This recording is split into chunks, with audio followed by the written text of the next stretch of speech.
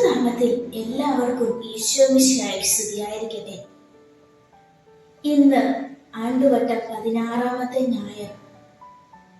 ഈ അതിമനോഹരമായ ദിനത്തിൽ സുവിശേഷ ഭാഗം വിശുദ്ധ മർക്കോസിന്റെ സുവിശേഷം 6-ാം അധ്യായം 30 മുതൽ 34 വരെയുള്ള വാക്യങ്ങളിൽ നമ്മൾ ഏറെ കൗതുകമാർന്ന ഈശോയുടെ സ്വഭാവ ഗുണങ്ങളാണ് മനസ്സിലാക്കുവാനായിട്ട് പോകുന്നത്. വചന പ്രഘോഷണ ദൗത്യം നിറവേറ്റി മടങ്ങി വരുന്ന യേശുവിന്റെ പ്രിയപ്പെട്ട ശിഷ്യരെ കാത്തിരിക്കുന്നത് വളരെ മനോഹരമായ ഒരു വിനോദയാത്രയാണ്.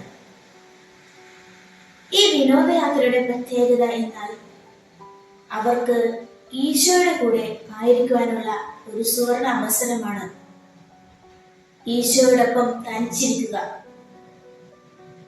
ഈശോയോട് ചേർന്നിരിക്കുവാനുള്ള ഈ അവസരമാണ് നമുക്ക് എല്ലാവർക്കും നമ്മുടെ ജീവിതത്തിലും വേണ്ടത്.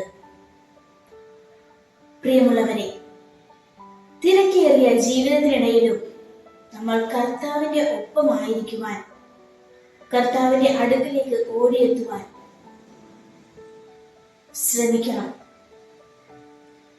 അതിന് ഏറ്റവും നല്ല ഉദാഹരണമാണ് ശിഷ്യന്മാർ.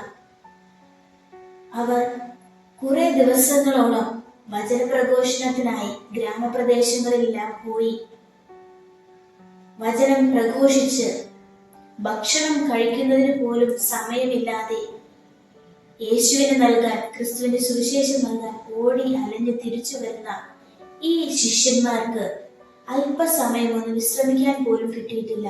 പക്ഷേ അവർ കർത്താവിന്റെ കൂടെ ആയിരിക്കുവാൻ തീരുമാനിച്ചിരിക്കുന്ന ആ നിമിഷമാണ് ഏറ്റവും പ്രധാനപ്പെട്ട നിമിഷമെന്ന് അവർ മനസ്സിലാക്കുന്നു. നമ്മൾ കർത്താവിന്റെ അടുക്കിലേക്ക് ഓടി എത്തേണ്ടത് നമ്മുടെ ആവശ്യങ്ങൾ നിറവേറ്റുവാനോ രോഗാവസ്ഥയിലോ തിരക്കില്ലാത്ത അവസ്ഥയിലോ ഒന്നും ആയിരിക്കരുത്. മറിച്ച് നമ്മുടെ എല്ലാ തിരക്കുകളും ബുദ്ധിമുട്ടുകളും മാറ്റിവെച്ചുകൊണ്ട് വേണം കർത്താവിന്റെ സന്നിധിയിലേക്ക് നമ്മൾ ഓടി ചെല്ലുവാനായിട്ട്. പ്രിയമുള്ളവരെ, ഈശോ ഒരമ്മയുടെ വാത്സല്യത്തോടെ, ഒരപ്പന്റെ കരുതലോടെ, ഒരു സ്നേഹിതന്റെ മനസ്സോടെ ഇന്ന് നമ്മളെ എല്ലാവരെയും അവന്റെ അടുക്കിലേക്ക് ക്ഷണിക്കുകയാണ്. എന്താ, നമ്മൾക്കും അവനോടൊപ്പം ശിഷ്യന്മാരെ പോലെ ഒരു വിനോദയാത്രയ്ക്ക് പോയാലോ?